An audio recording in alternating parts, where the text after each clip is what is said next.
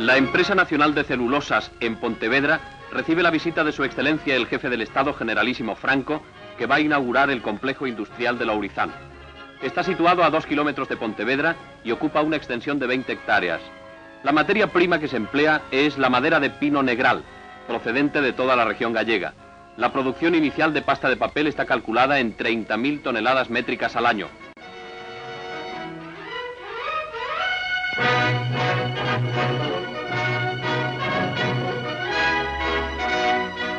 El proceso normal al sulfato comprende, entre otras, las labores de descortezado y troceado que reducen...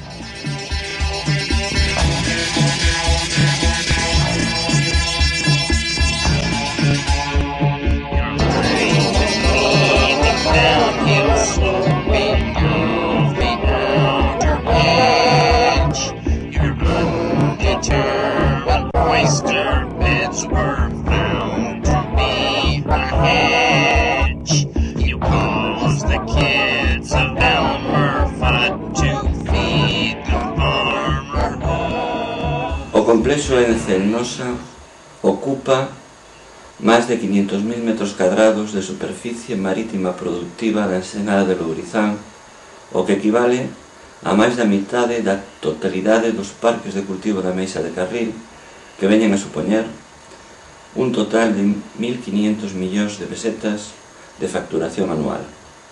Pero ademais, ENCE ten provocado unha altísima contaminación orgánica da ría.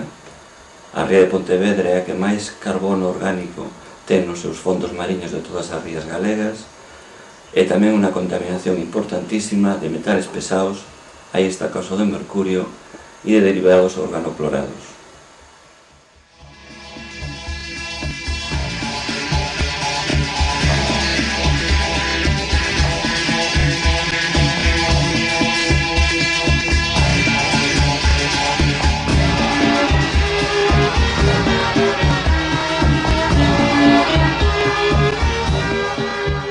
Gustaría que esos postos de traballo non se perderan, pero entendemos que no que é toda a comarca de Pontevedra hai sitio suficiente para leválos e que non este dañando, xa non digo no medio de contaminación, sino dañando visualmente o que son os nosos bancos marisqueiros.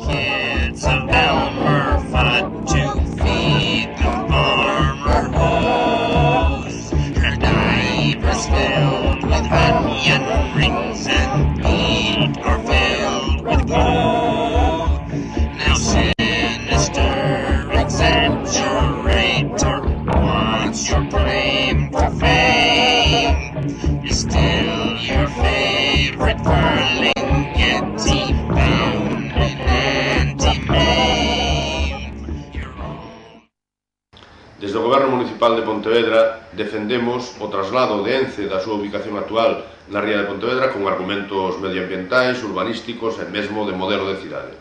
É unha loita complexa, dura, é a primeira vez que un goberno municipal se plantexa unha cuestión deste tipo, enfrentándose ao poder financiero e con apoio, ademais, político, claro, do presidente da Xunta, o señor Fraga, que está actuando máis como defensor e como axente dunha empresa privada que como defensor dos intereses galegos e dos pontevedreses.